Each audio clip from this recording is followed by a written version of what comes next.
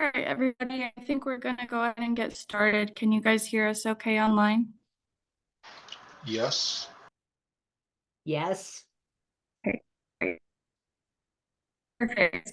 Well, we're here in Los Lunas Transportation Center, and we're grateful to be hosted. This is the Sustainable Economy Task Force, and we're meeting on June 27th, 2024, beginning 2:10 p.m. We have a page while we're waiting for folks to whether do our call. Excuse me, Kayla. Yeah. Kayla, Yeah. we are unable to hear. The audio is cutting in and out, so we cannot make out what you're saying to us online.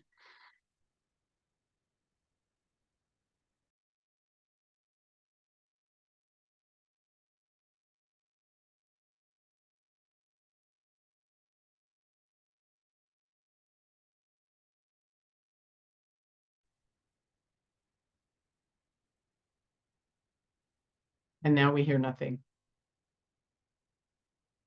Looking at the participants, it looks like she dropped off. She may be rebooting and re-entering the meeting. That's good. Thank you. What about now? Yes. Good.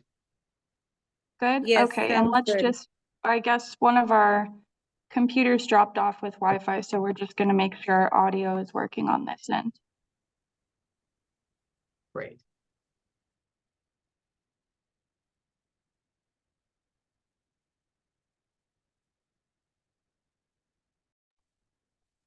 All right. So I'm going to say that again because I don't know how much of that you caught, but we're going to convene this meeting of the Sustainable Economy Task Force on June 27th, 2024 at 2:12 p.m. And we will go ahead and get started with our roll call. Is that okay? Everyone hears me now? Yes. Okay, much better. Great. So do we have HED, Stephanie or Patricia?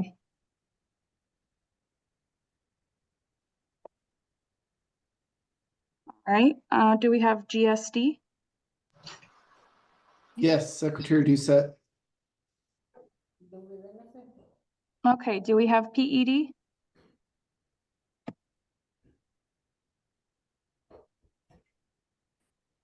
All right. We have EDD. That's me. DFA?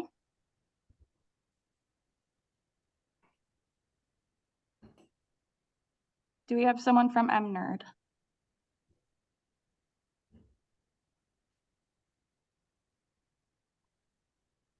Environment?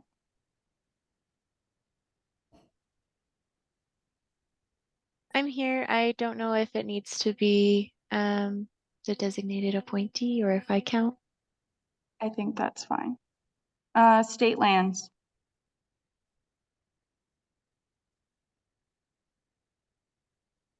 State land is here.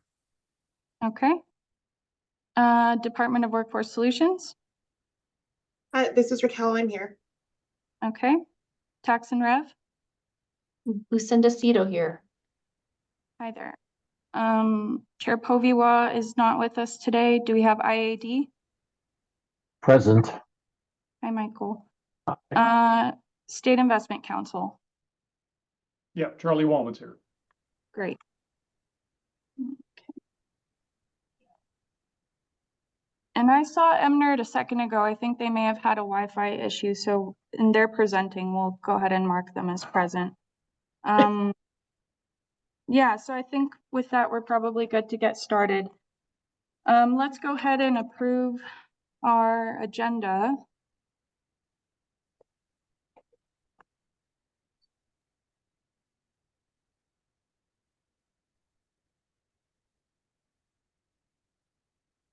So moved.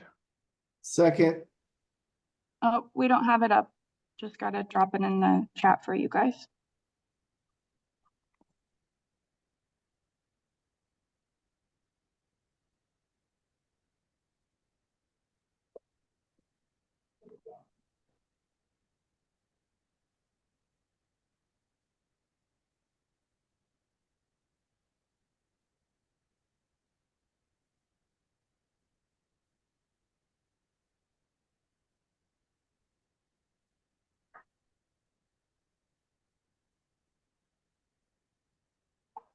Okay, so there's the agenda, and you all have had it for the last few days in an attachment as well.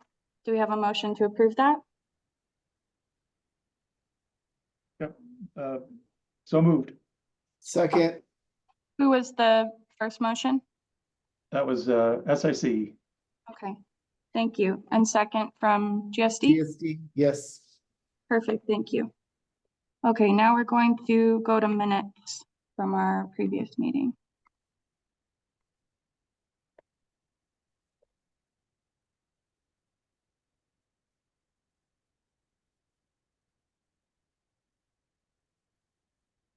Great.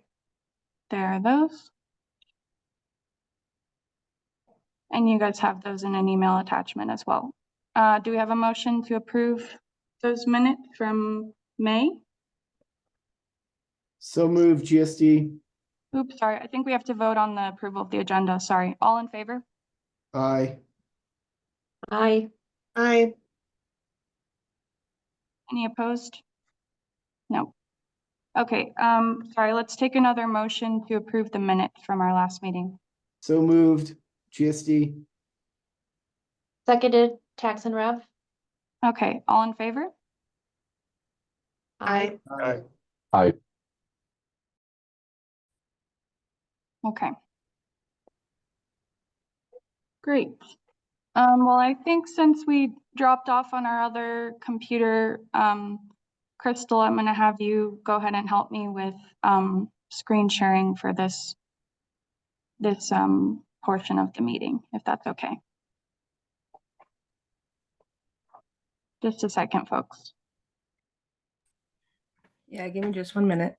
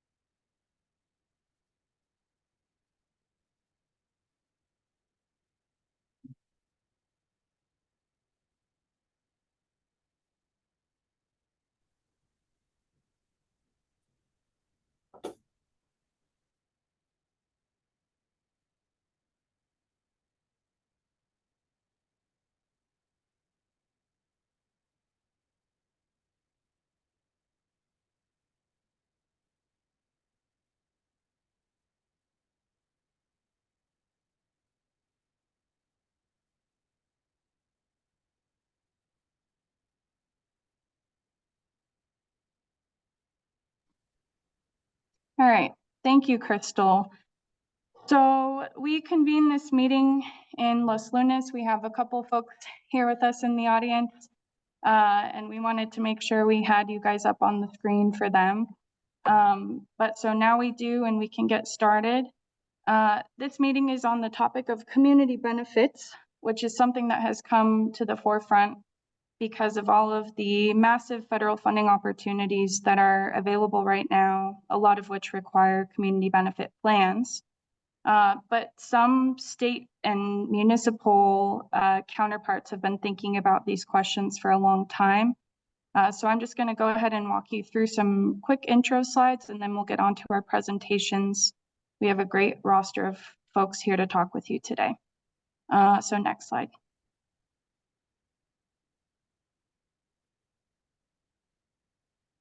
All right. In terms of why this is important in New Mexico, there's a lot in our history that has led to barriers to access and lack of access of lots of critical resources and infrastructure. And that is a direct consequence of our history. You know, in places where access to electricity is very scarce, that is a reality that comes from a history of forced displacement. And so, you know, we're dealing with that now in terms of how people live their daily lives and access food and transportation and water and electricity. But New Mexico, the place we call New Mexico today, has a long history of organizing around these issues that, you know, far predates the statehood of New Mexico, US statehood. And so I think it's important to recognize that's a big reason why we have strong organizing bases in this state, is because of not only that history, but all the hard work that has been done to bring us to this moment. Next. So at the federal level, due in part to the advocacy of folks who are based right here, there was an executive order on Justice 40 from President Biden, stipulating that 40% of federal funds must be allocated to so-called disadvantaged communities through certain programs, including in the Inflation Reduction Act and the Bipartisan Infrastructure Law.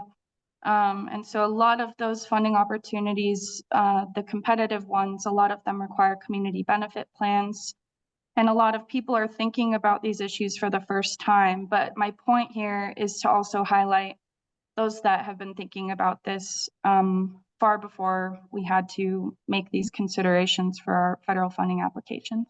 Next. And so as you can see here, these are just a few features from the DOE and White House sites that talk about aspects of community benefit plans, which include engaging communities and labor groups, investing in workers through quality jobs, advancing diversity, equity, inclusion, and accessibility through recruitment and training, and directing concrete, tangible benefits to so-called disadvantaged communities. Next. And this is a map that shows how New Mexico stacks up. In particular, in the regional context, we have a higher proportion of people who would be identified as disadvantaged by this climate and economic justice screening tool or other federal screening tools. As you all know, we have a high poverty rate in this state, lots of legacy pollution, huge cumulative burden and Superfund sites, and also high rates of energy poverty, which if you define it as the share of household income spent on energy, that's one thing. And there are a lot of folks who are spending tons of their income on energy in this state. But then if you define it in terms of access to the grid, that's a whole other issue. And of course, there are a lot of communities struggling with that in this place as well. Persistent infrastructure challenges across the board. And then I just want to point out that these data are flawed. And so we always want to think a little bit critically about tools that are handed down to us. Some people have developed their own, as you'll hear about in a little bit, and that's never perfect. So we always have to listen and be boots on the ground beyond just, you know, seeing what data can tell us. Next. And this is a graphic that shows a little bit about energy vulnerability, again, within the regional context. So you can see that it's quite pronounced for New Mexico. We will have all of these slides online as well. So you'll definitely have this graphic and the other ones I'm sharing. But just worth noting that, especially in the regional context, a lot of these issues are very acute. And again, we may not know the extent of that because of the limitations of the data that we have. Next. So this is a map that was developed by Headwaters Economics out of Montana, I believe, and they've highlighted a lot of capacity issues in rural areas, particularly when it comes to being able to compete for federal grants, but also even just accessing some of the other benefits that are available right now at the federal level. And it's by no means expansive, but it's worth taking a look at this because, so the top one is by localities within counties, and the bright orange is areas that lack capacity, and then the darker brown is ones that would have more capacity. And then what you see on the bottom is tribes, nations, and pueblos. So if you overlay those, you would see that there are a lot of areas in New Mexico that have acute capacity challenges. Next. So today, what I'd like to do is look back a little bit into some state government programs that afford us an equity lens and lessons that we've learned from those, but also what we're learning from the federal funding applications that are underway right now and questions that folks might have, about how to do this better. I certainly have a lot of questions. I think the federal guidance is good, but at the same time, states and localities, municipalities, counties have an opportunity to adopt best practices that provide a more stringent set of guidelines around what constitutes a benefit for communities and questions like that. So I want to look at how government entities within this place we call New Mexico are dealing with these equity and access issues. Next. And these are just some of the questions I asked our panelists to reflect on. I'm keeping the presentation short initially so we have time for discussion. But these are questions such as, simple things. Which program did you administer? Did you disperse federal funds? How would you define a benefit? Did you conduct community engagement? What was your approach to that? And how did equity and justice factor into your program with all the different things, that people might encounter in terms of access? And next. Yeah, and how to make yourself a trustworthy partner, including being open to being told that you weren't a trustworthy partner and how to improve upon that in the future. I think that's huge. Given that we have applied to some federal funding opportunities and there are still yet more to come and we administer state programs all the time, how can we be active about our improvement in these ways? Maybe there are best practices or opportunities that you all are seeing in your respective initiatives. And then we can also talk about challenges too. So those are just a few. Crystal, if you go next, I can show you the order of our conversation today. So we're going to first go to Environment Department, who's going to talk a little bit about their climate pollution reduction grant application. And then we'll be going next to MNERD, next to City of Albuquerque, and then a couple of my colleagues from EDD.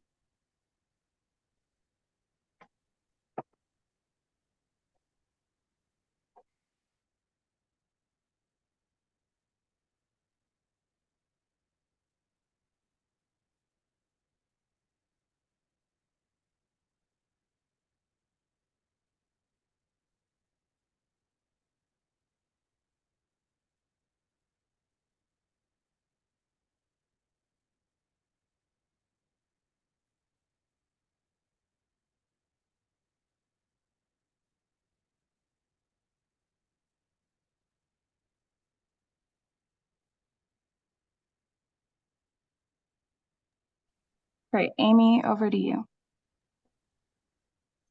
All right, thank you. Can you guys hear me okay? Yes. Okay. I'm trying out a new pair of headphones. So my name is Amy Roseborough. I work for the New Mexico Environment Department, specifically the Climate Change Bureau. And I work primarily on the state's efforts around the Climate Pollution Reduction Grant.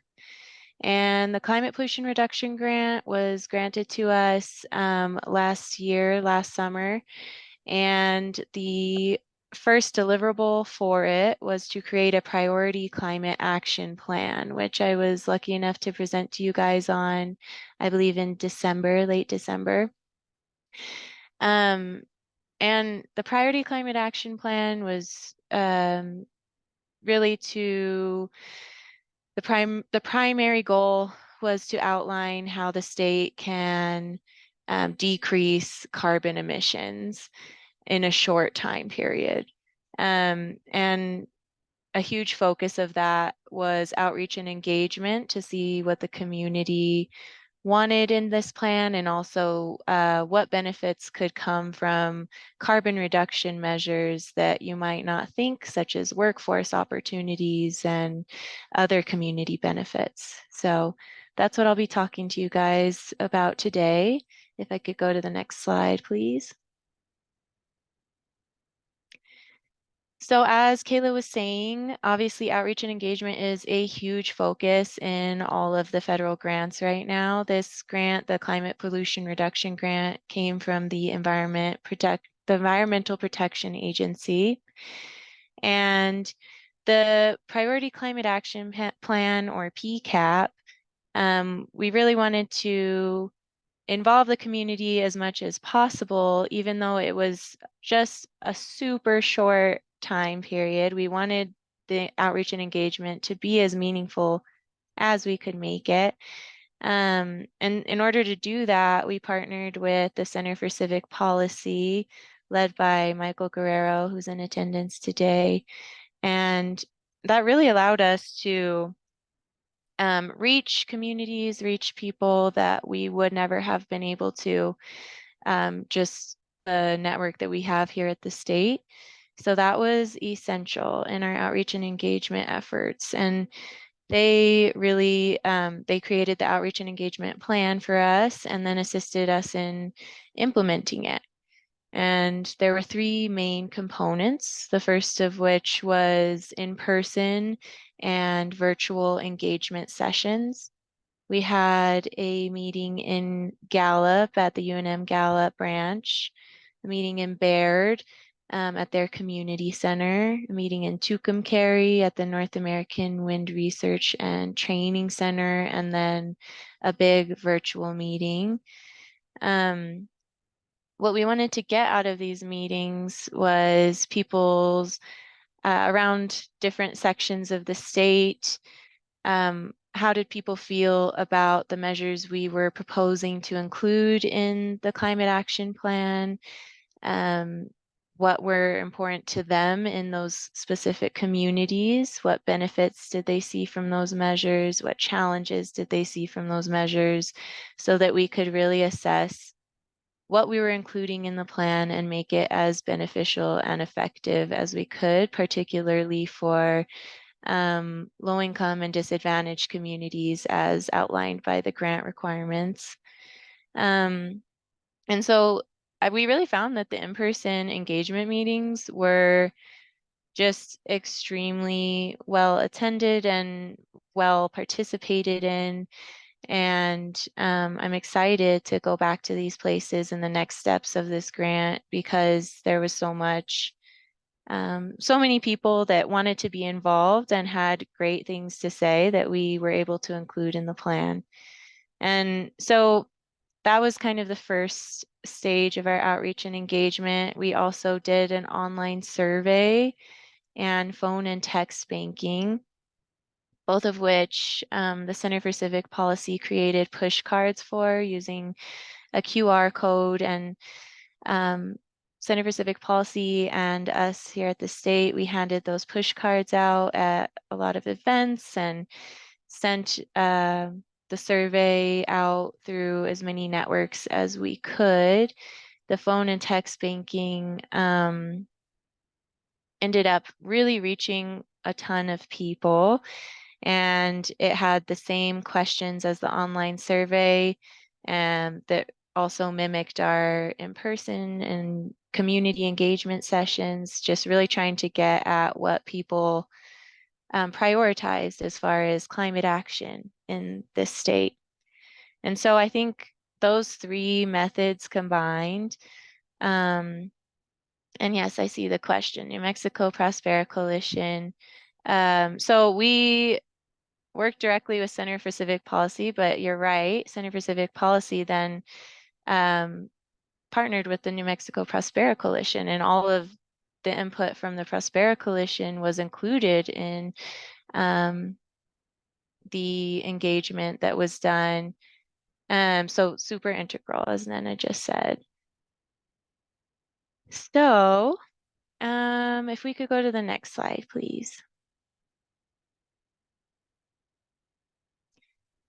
So lessons learned, I think that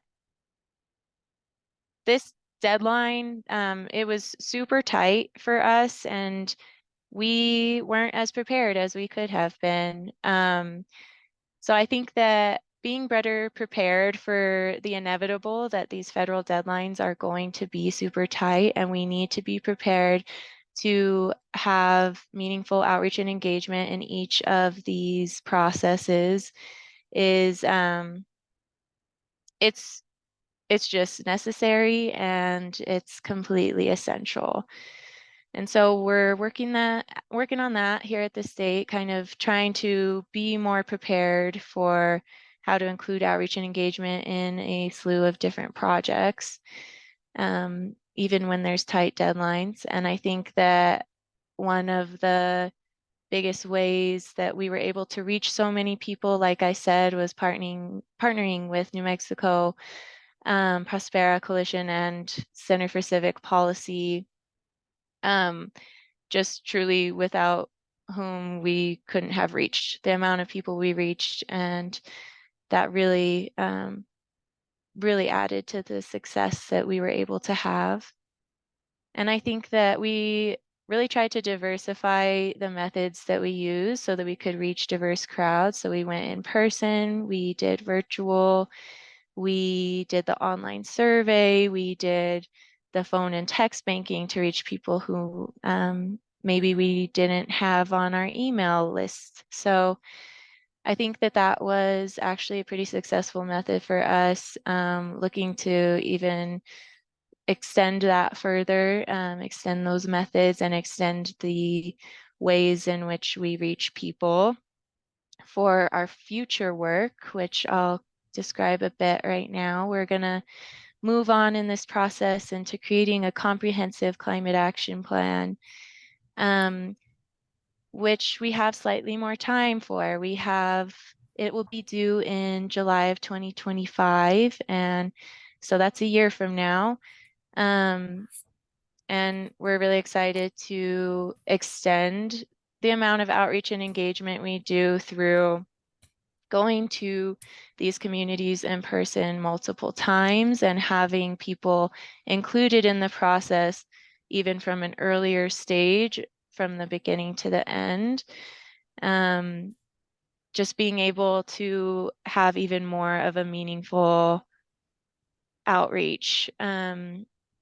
And I think that ultimately there's so much that we probably didn't do, that we really should have, that maybe the timeline or just, our lack of personnel limited us on. But I'm really excited for the comprehensive climate action plan because we are also getting a lot more people on board and have more time.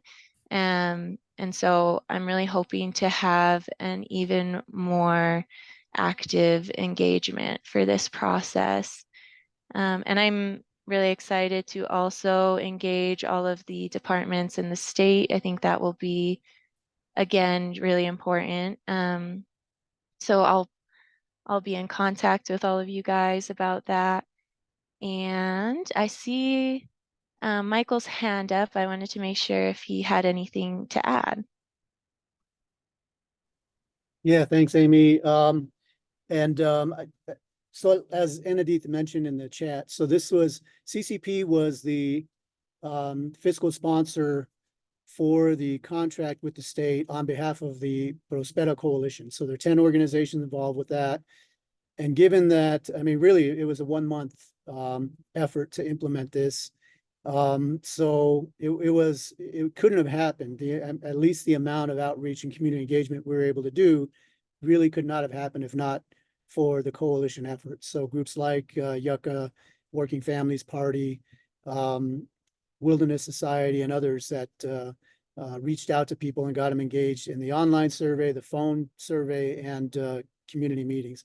And I also want to give a shout out to Nena Benavides, who really was the coordinator for the effort. So yeah, so thanks for that.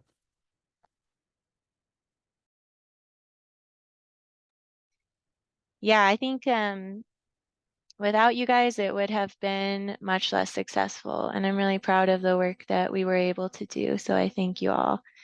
And I didn't see that Nina was on this call, but thank you, Nina. You know, I'm very appreciative of you. I am Amy, and thank you very much. All right. And yeah, looking forward to working with all of as many people as we can for this next round. So thank you. And I hope to be in contact with all of you guys throughout the process. Great. And you guys might notice these are short presentations. We kept them short so that we'll have time to discuss. So we'll just keep it moving in that way. And I know that, for example, there are plenty of folks from Prospera here in person and online. So we will have time for reflection later from our presenters and anyone else who was involved in these processes. I think for now, we're going to go to MNerd. And this is not a slideshow, but you've got some pictures there, Puck. So let us know what you want me to do with them. Yeah, you can just sort of scroll through them as a slideshow as you wish. And I apologize to the group. My team has been, we are one of the emergency support functions for the fires. So we, 12 hours a day, including the weekends and holidays, have been staffing that. So we're not as polished as we normally are. Sorry, not that we're polished, but so my name is, so forgive me for being a little rougher on the edges, and that's why there's not a presentation, but you can see some good pictures. So my name is Puck Stair, and I'm the director of ECMD out of EMNRD, otherwise known as the State Energy Office. We are the office that develops and sets energy policy. We are the office that applies for and then turns around and is about to administer a lot of the IRA and the BIL and the CHIPS program rebates and grants programs, and a whole host of other things, including responding to fires. So we are at the beginning of our build out. We have some programs that are in flight, like our tax incentive programs. And so we have, as we begin this giant build out, fortunately, we already have a strong history of connecting with the public pretty much every day in terms of administering our tax incentives, and then we're growing from there. So we take an EJ40 approach or something similar to everything that we are doing and building it in from the ground up. So I'll just give you some examples. So we have coming up a program that we're building right now to launch in the fall, the home energy rebates for home efficiency measures like insulation and windows, and also point of sale rebates for purchasing electric appliances like heat pumps and etc. And we have crafted that program from the beginning so that the only New Mexicans who are eligible are the ones who need that most help, which is low income. And the thinking there is that middle income folk can do the same things in terms of insulation and heat pumps, but they will be paying for it through a combination of loans and tax incentives, which we also help administer. So in the spirit of the most support needs to go to those who need the most support, we've focused those programs on low income only, and that is $84 million over 4 years for point of sale rebates up to like $8,000 off heat pumps and etc. And that applies. We've also taken care to make sure that those programs apply to anyone, regardless of where you are and your status. So actually, one of my program administrators just poked her head on the office and she was confirming, wait, so tribal members are eligible and where they live has nothing to do with whether they're eligible or not. And the answer is yes, that's correct. You just have to be New Mexican and in a certain income bracket and you're eligible. So it's been a real pleasure to be able to write that into the program, and then that's the structure going forward. We also are about to launch some workforce training grants, and we've also been able to structure those in a way. We've got 3 grants going on, maybe 4, and we're structuring them with a whole kind of wraparound approach in that we have requested grant money to pay for things like transportation, childcare, flex hours, translation, all those sort of wraparound services that folks need in order to educate themselves with all of the responsibilities that folks have. So we're really proud to be able to build that into our 3 upcoming workforce training grants that are coming. And then I'll end with our 3rd large program, the Solar for All grant, was just awarded. That's $156 million to spend over 5 years doing residential solar. And that can be everything from individual homes, so individual solar panels on people's roofs, to multifamily, apartment buildings, all the way up to basically community solar, larger solar fields that can power a whole neighborhood. And again, we have targeted that grant specifically for low income. And we're really excited in that in designing that from the ground up, our philosophy is that the folks closest to the problems are also closest to the solution. And so the very first thing that we're going to do when we have the grant money any minute now is form an environmental justice advisory committee formed of folks from the communities. And they will be presented with real meaningful questions about how do we administer the program. So we have deliberately not answered some big structural questions because the folks who know the answers are the folks out living in New Mexico in our conditions. So for example, I laid out, we can do individual residential homes. We can also do kind of community solar or shared solar. And so that will be the first question is how much money to allocate to each of those buckets and which buckets should go first. And so we're really trying to make sure that the Environmental Justice Advisory Committee is not just a checkoff box, but that they are actually at the table making decisions about money and time. And we're having to be creative, but the DOE is letting us be creative to figure out a way to pay those community members for their time. So there's a stipend for the meeting. And then the last thing I'll say, the photos that you see mostly here are from our Climate Policy Bureau staff, which recently committed a series of community outreach meetings around the state to support the rollout of the state's draft Climate Adaptation and Resilience Plan.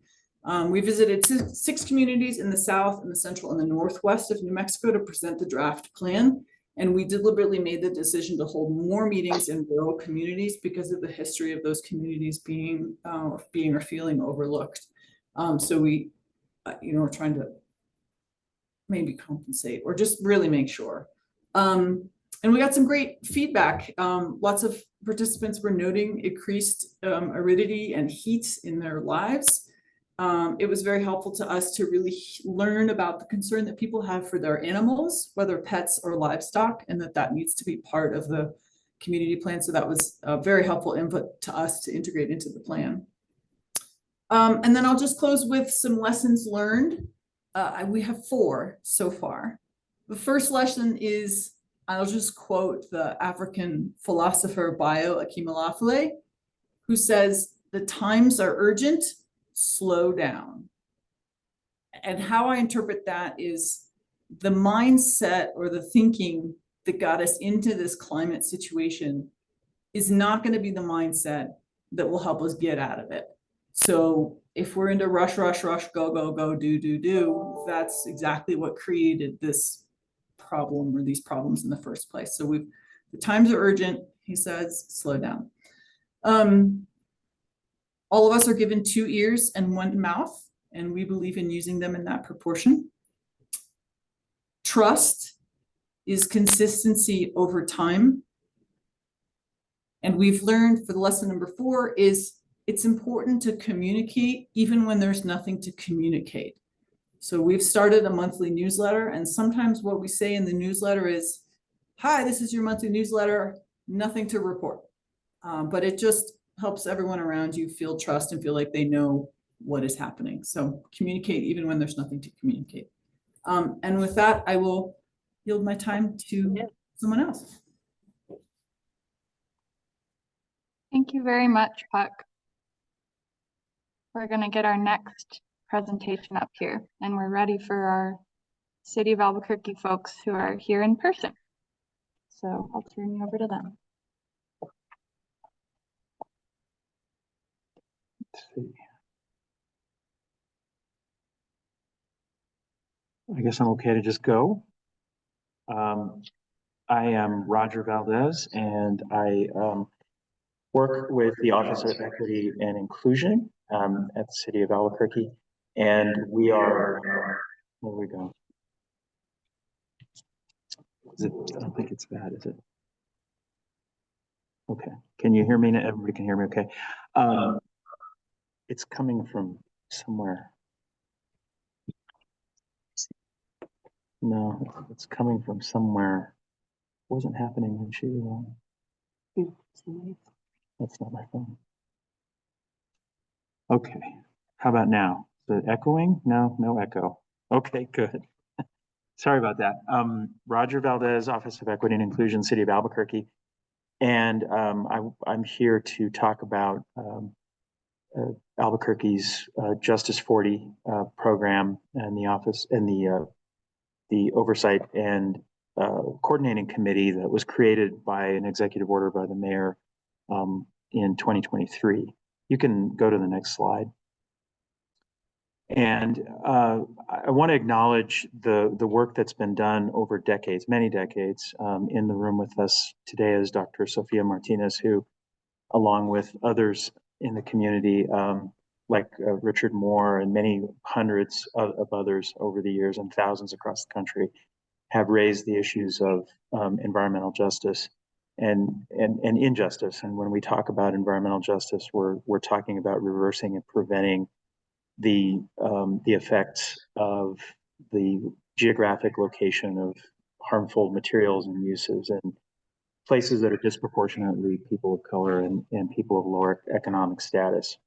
And so the work that those folks have done has led to the creation of Albuquerque Justice 40.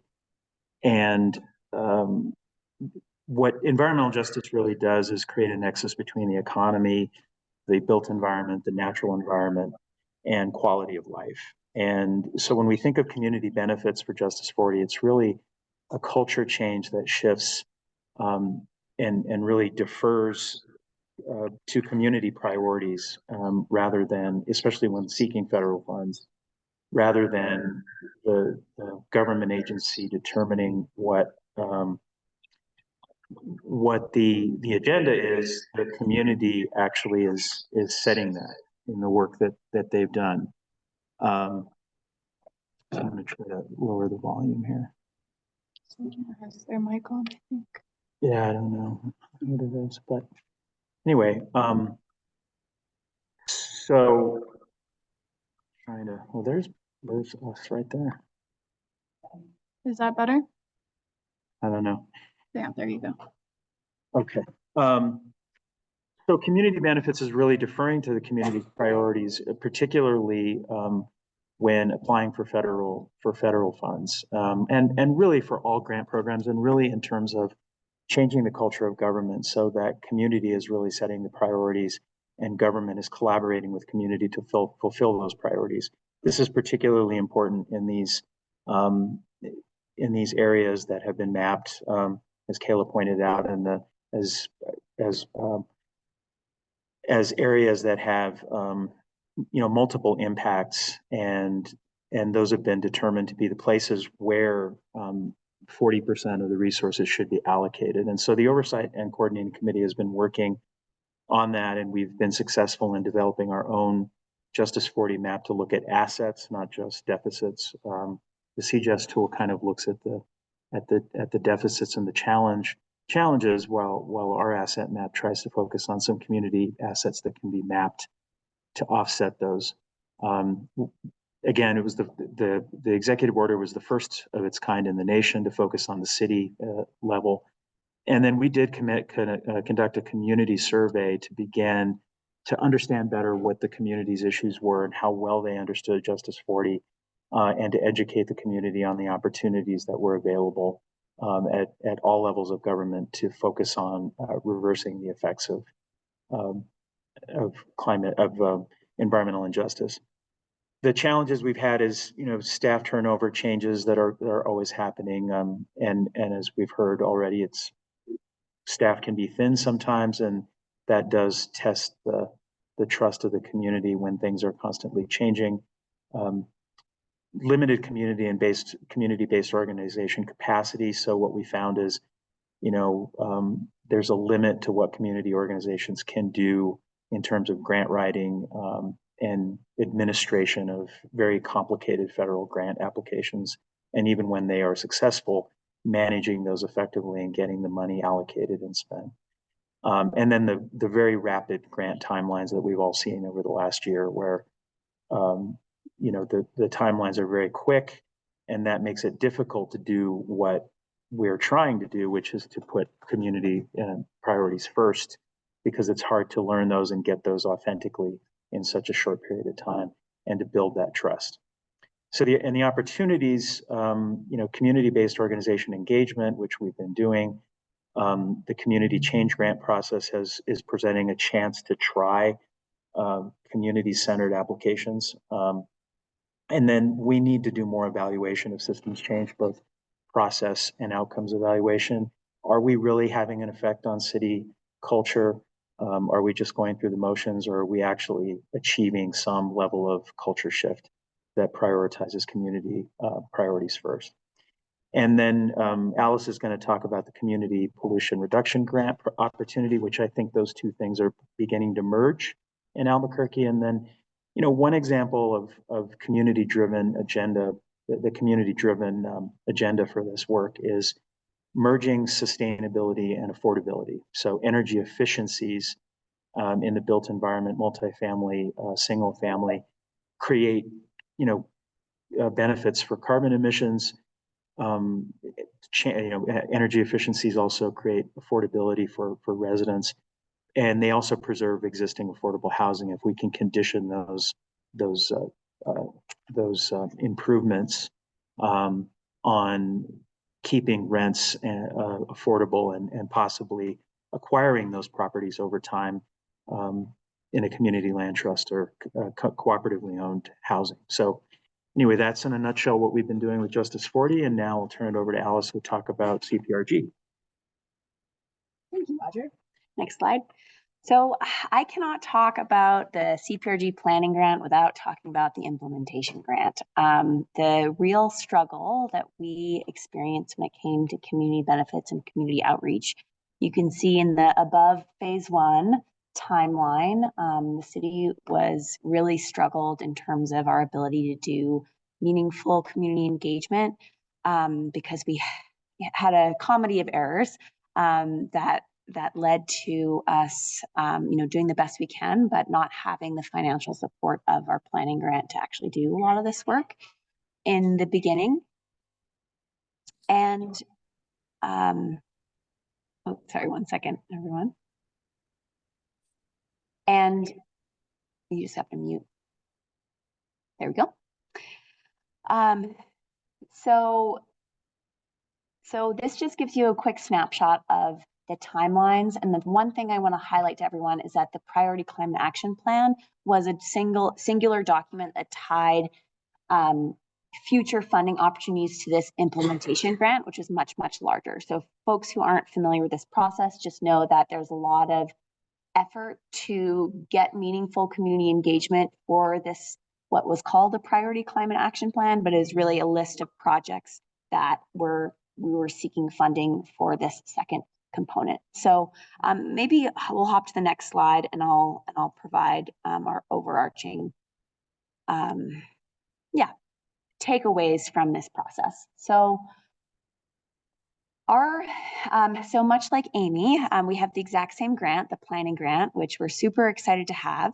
What is unique about this is that the city is organizing it for the entire metro statistical area. So we're really focusing on that urban core of New Mexico for our scope, whereas the state has the whole kit and caboodle, so to speak. But the things that we really relied on during this process to inform our community benefits was our 2021 Climate Action Plan and greenhouse gas inventory. So thankfully, the city had done some really meaningful community engagement with this first document, where we had community members actually write our community action plan, and they highlighted a variety of different strategies that they thought were meaningful to their communities. So we relied on that as an initial litmus test because we were so short on time. And we also leaned on our greenhouse gas inventory because we needed that as well for our implementation grant. And and then of course we were so lucky to have the Justice 40 Oversight and Coordinating Committee. They ended up really saving us in the end because we struggled, we tried to do engagement, but for my colleague Sandra West here, she was a absolute champion and was doing this work on top of her full workload because they hadn't hired the program manager, myself, who is supposed to be doing this work. So yeah, huge constraints when that comes, when the time came. And the other constraints that we identified is honestly internally just kind of a lack of awareness around what environmental justice actually means. And, I think on both sides, there's a lot of education that needs to happen to understand the depth and the breadth of environmental justice and injustice we've had in this area. And similarly with sustainability and what is a greenhouse gas and how does that actually impact people's lives. I'll just quickly go through the rest, but short timelines for community engagement. We really felt that engagement fatigue is another. There's a ton of efforts going on right now and a ton of things that require community engagement. So people are just exhausted. Limited staff time. And we also saw a little bit of competition between agencies by no fault of anyone's own is kind of how this, no fault of anyone, but the way they set up this grant process was really unique. In that it felt like there's competition for the implementation funds. And it was just, yeah, it's unlike anything I've ever experienced, but I'm really excited again, like Amy, about this comprehensive climate action plan, because in my mind, and because of all of the value we got out of our 2021 climate action plan, that if the city does a good job, like a really stand-up job with this comprehensive climate action plan and the community engagement, we can really use that as a litmus test for all Justice 40 initiative funds that come through the federal government. If we have a community benefits analysis that actually highlights what people's true needs and interests and wants are, then that can serve as a starting point for agencies who maybe weren't involved in this process, but want to know a quick, okay, how can, for example, transportation get more funding that's tied to this Justice 40 initiative, and they can see, oh, wow, people really care about buses. Maybe we can funnel more of this money here and do additional community engagement, but really lean on this deep work that we've done in the comprehensive climate action plan. So that's my vision. I'm really excited about it. But let's go to the next slide, because really what's exciting about this and working with the Justice 40 initiative is that we've got an amazing opportunity to collaborate really closely. There's a lot of talk around identifying funding resources and funding opportunities and bringing those to community members. A lot of education across the board to and from community to government and industry. And like I mentioned earlier, really, really doing a great job on this community needs assessment to do a good job reaching people where they're at and understanding how we can actually address some of these issues together to develop a really great comprehensive climate action plan. That is our presentation. So I will hand it off to Kayla. Thank you so much, Alice and Roger. So next, we're going to go to my colleague, Erin, who's going to talk a little bit about one of her programs in the Economic Development Department. And let's just keep these last ones brief, guys, so that we have time for discussion. So even if you have to shorten it a little bit, we just want to leave time for public comment and discussion among our task force members and presenters. So thank you so much for keeping us in shape. Right on. Thanks, Kayla. Hi, everybody. My name is Erin Ortigoza. Can you hear me all well? Good. Okay, so we're going to talk today a little bit about the New Mexico Healthy Food Financing Fund, and I'm really grateful that Kayla invited me to present on this to you all. My role in EDD is the Food, Hunger, and Agricultural Program Manager, and it's a relatively new role in EDD. And so this program, the Healthy Food Financing Fund, is really kind of a cornerstone of the bigger picture that we're looking at achieving through this work. So we can go to the next slide. So as I mentioned, this is a relatively new program. The Healthy Food Financing Fund is part of the Governor's Food Initiative. So this was an effort really to work on multi-agency approach to everything relating to food in the state of New Mexico. It's a multi-year approach as well. And so my role in economic development was to really work on programming to spotlight economic development at the intersection of increased food security for New Mexicans.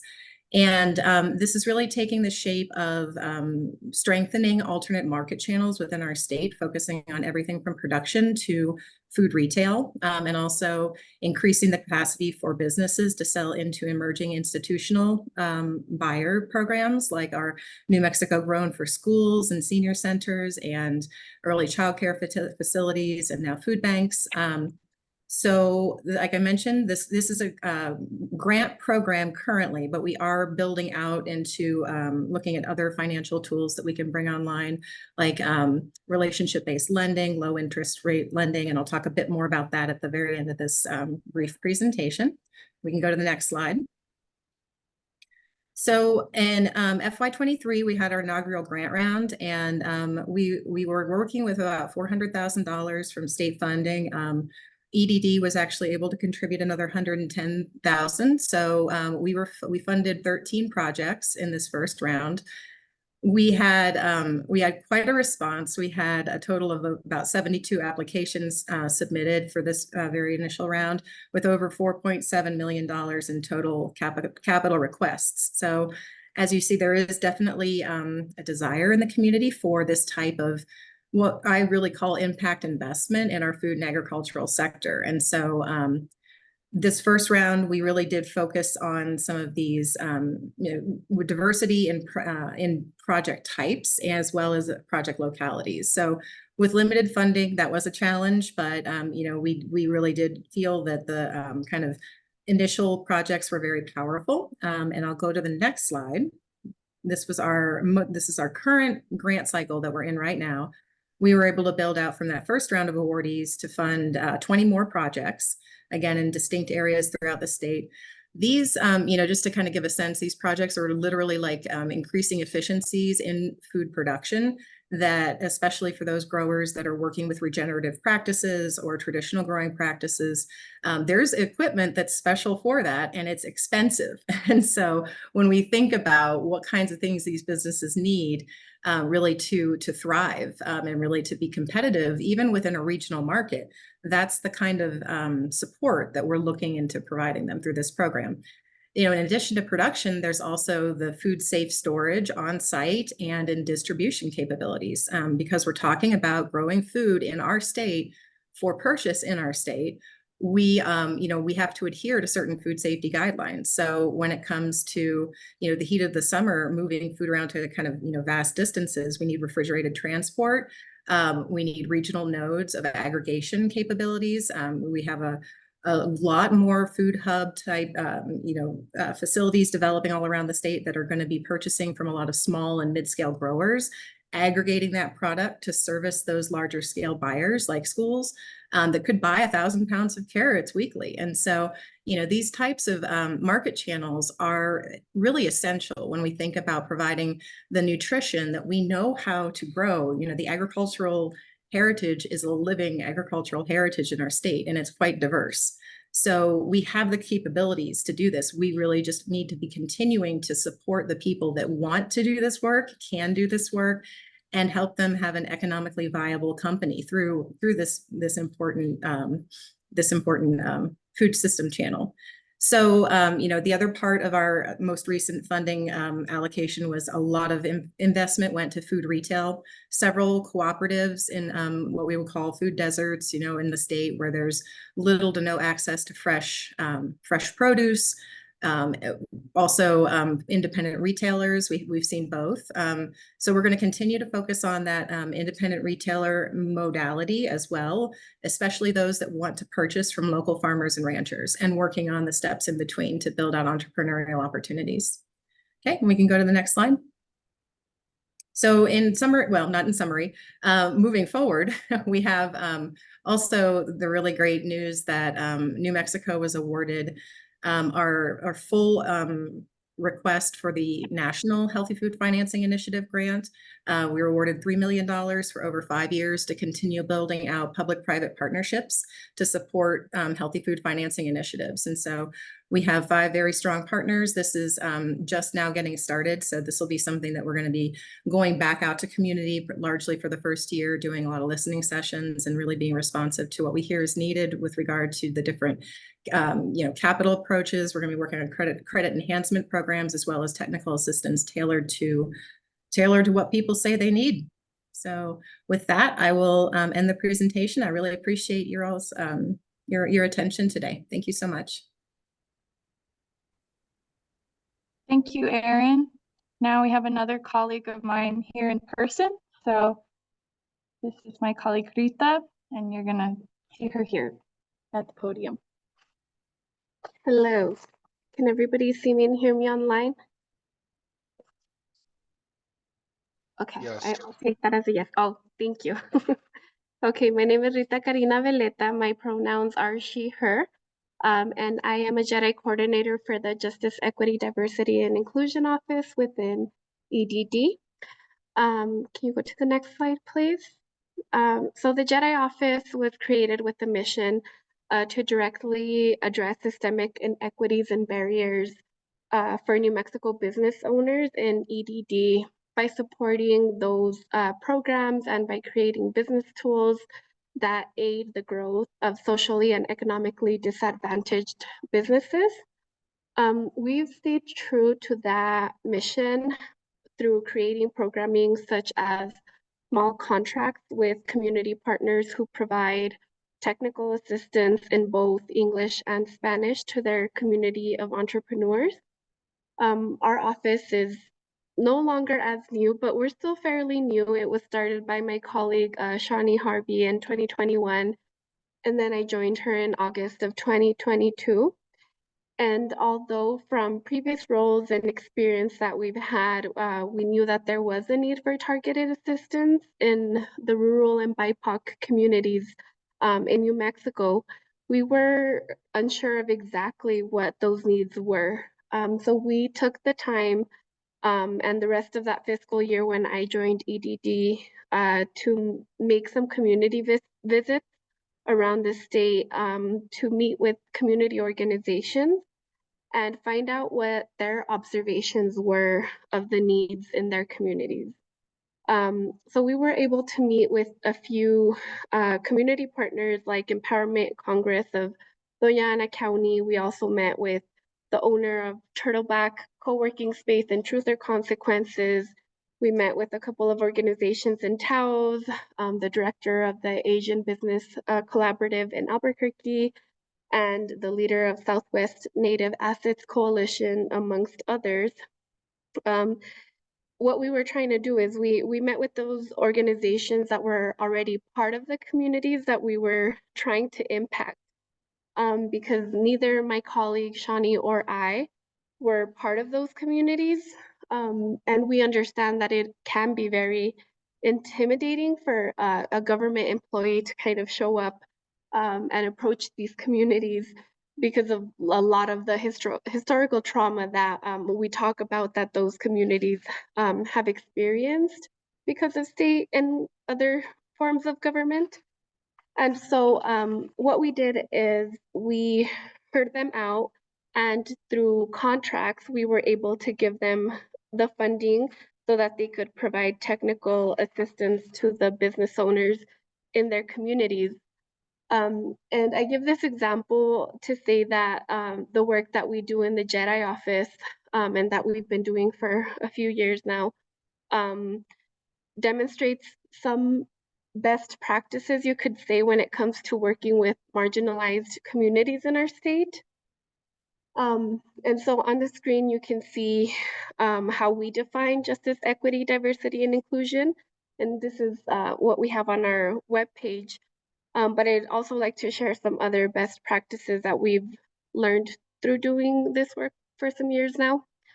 And I know that through initiatives, through like Justice 40, for example, that we heard about, or the state small business credit initiative, which is another federal funding program that is funneling funding through the JEDI office to put into communities so that entrepreneurs can get the access that they need to technical assistance to get loans and other forms of capital.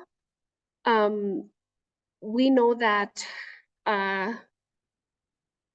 the work that we've been doing basically now is being mandated, right, through these programs like Justice 40 or the SSBCI program.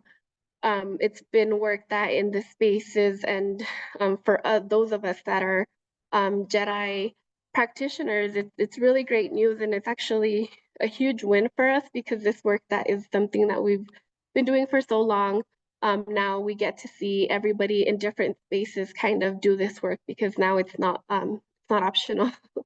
Right now we have to do it because it's part of the funding that we're getting and part of the mandatory specifications and things that we have to do.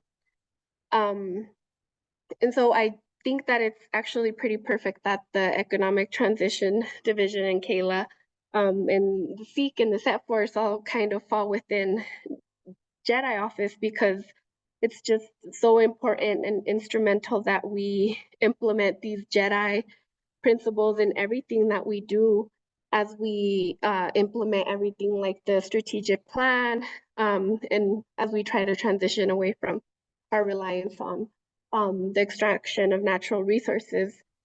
And so some of the things that we were able to come to a conclusion that when we are meeting with community, it's important to know that even though this is kind of an interaction for us and part of our job duties, we're going into their communities, into their homes, and we're talking to them about their livelihoods and about something that, you know, they've been doing for the past 20, 30 years. And these are jobs and things that they've been working with for the, you know, generations. And I'll also bring it back to the historical trauma that I was talking about, because I just can't express how important it is for us to take the time to actually build trust with the communities first before we actually start trying to accomplish any transaction, or even if we're there to hand out any resources or information. Because if we know anything about, for example, us that work with state government, right? If we know anything about our history in the US, it's kind of been filled with boosts and blocks, which it's a very interesting pattern where every positive act or bill or initiative that we have put through, another one has come right behind it that has set up barriers for the Black, Indigenous, people of color, rural communities, and has stopped them from accessing wealth and resources. So I say all that to say that it's very important that when we work with these communities, we take into consideration that they've had all of this history of mistrust and trauma, and that we have to take a lot of time to build up that trust that even though we didn't create the problem, we have to deal with it, and we have to be willing to go out of our way to meet with them at times that maybe aren't our traditional 8 to 5 hours, or if we are going to host like an informational session or a listening session, just make sure that they're in spaces like community centers where they feel comfortable, and that you all are bringing other community partners into the room that they already work with and that they feel comfortable with. And a way that we can always find out what works for them as far as like time is by surveying them beforehand, but also just remembering to always be super transparent with the data that we collect and what we're using that data for. And lastly, I know we're short on time, but I'd just like to urge anyone who has the power and the ability to funnel funding through to communities to make sure that we're fairly compensating them for their time, and that when we're looking for things like subcontractors to do work for us, that we make sure to hire local businesses that are owned by socially and economically disadvantaged individuals. We just need to Somebody have a question? change it from that other password, right? Change my password. Somebody is unmuted. Can everyone make sure they're muted, please? Okay, I think we're good. Okay. Okay, and then lastly, just to say that it's okay for us to target our initiatives and funding and efforts to benefit those communities that for so long haven't been afforded these opportunities. I know that, for example, like in the state, our RFPs, we have the ability to award additional points when scoring to those New Mexico and Native owned businesses. So incorporating things like that into any type of applications and subcontracting opportunities would be very beneficial to those communities. Sorry, I know that was a little rushed, but if you have any questions, I'll leave my contact information with Kayla. Thank you so much, Rita. And all of this will be online as well. So I think with that, I want to move us to a conversation and allow for members of the public to chime in. We were going to have a facilitated conversation with only our presenters and task force members, but I want everyone in our audience to be able to participate as well. But so first, before we do that, just to go in order of the agenda, we do have on our agenda a farewell to the contractors who have been working with us from the Center for Civic Policy. So I want to recognize and thank Michael Leon Guerrero, Nena Benavides, who is online with us as well, and Samantha Salazar, all of whom were vital in supporting these efforts as we stood them up in the department. So thank you all for your time and initiative. And with that, let's go ahead and take questions from the chat or comments from our task force or presenters. I have some questions and comments, but I want to make sure that you online have time to let us know what you think about everything that you heard here today, including if you're a state agency dealing with some of these questions yourselves. So put your hand up if you have anything to add here. Or if you were a member of the public involved in and witnessing some of these outreach efforts, if you have observations about how they could have been better, we're also interested in hearing that too.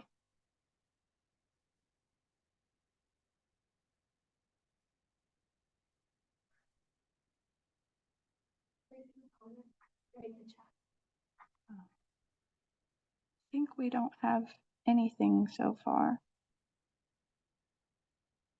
I see Enedy. Hi folks, my name's Annalise. I use she, her, ella pronouns, and I'm with YECA, Youth United for Climate Crisis Action. I'm policy campaign manager. And we were a part of the process with NMED to do the outreach for the PCAP. And, you know, as a community member, I think one of the biggest barriers really to getting this information out and also just doing intentional community consultation process with the time frame.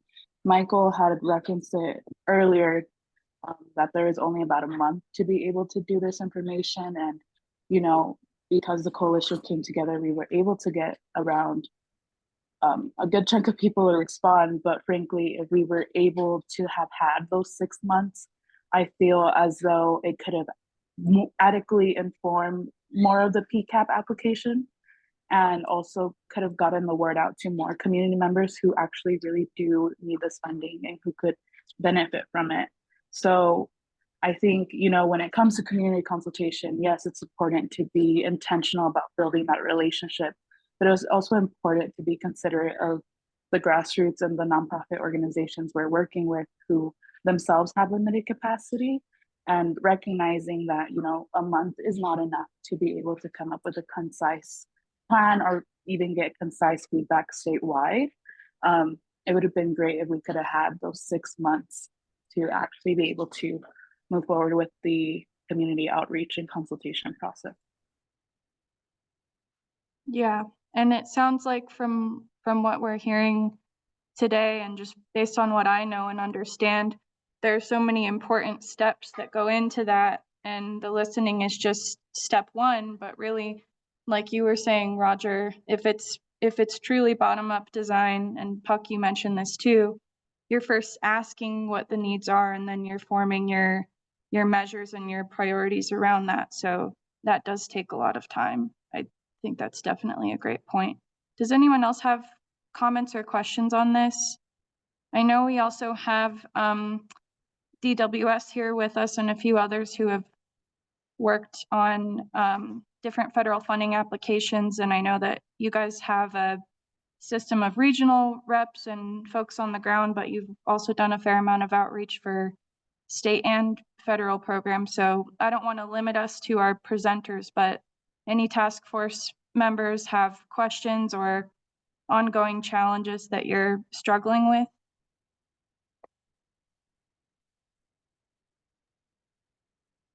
Hey, Keila, this is Raquel with the Department of Workforce Solutions. I did want to thank all of the presenters for the information. I think this is great information that we're all, you know, kind of working on and you know, navigating through as we're working on these grants. But for the Department of Workforce Solutions, it's really important for us to have the staff out on the field. We have 24 workforce connection centers located throughout the state. And we recognize that the way the rest of the country is moving is more like over the phone and online services and eliminating that in-person service. But by New Mexico keeping those in-person services and workforce connection centers, it really is serving the population that we have in our rural communities and Native American communities and our pueblos and tribes.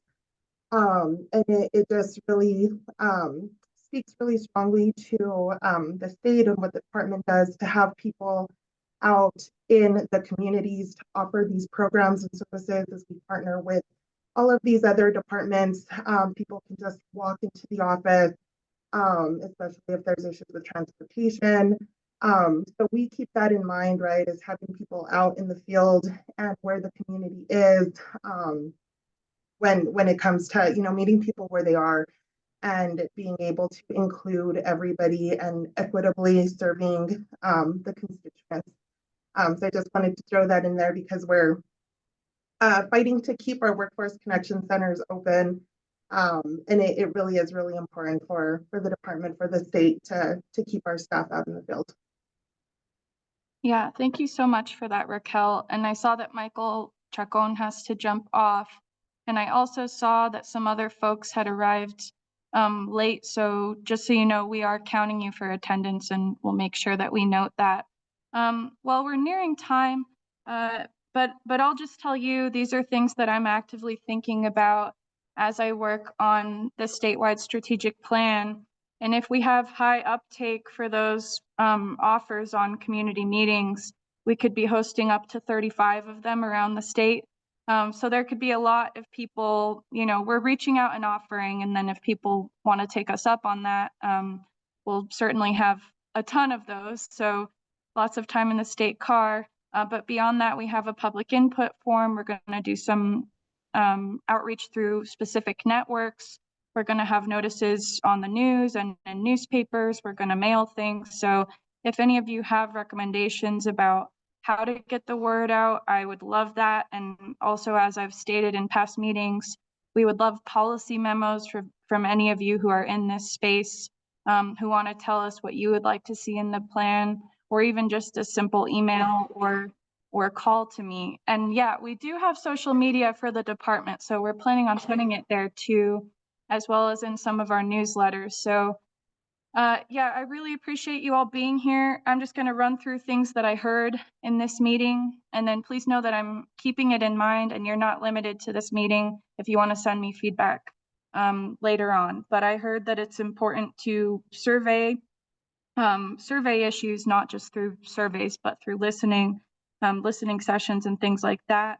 Build trust, take action, including concrete financial resources, and making sure that we invest in our communities when we have funding opportunities like these, and to pay attention to engagement fatigue.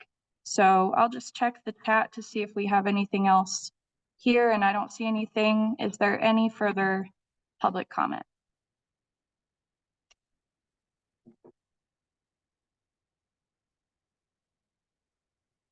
Seeing none, I think we can entertain a motion to adjourn this meeting of the Sustainable Economy Task Force at 3:31 p.m. on June 27th, 2024. Is there a motion? So moved. Is there a second?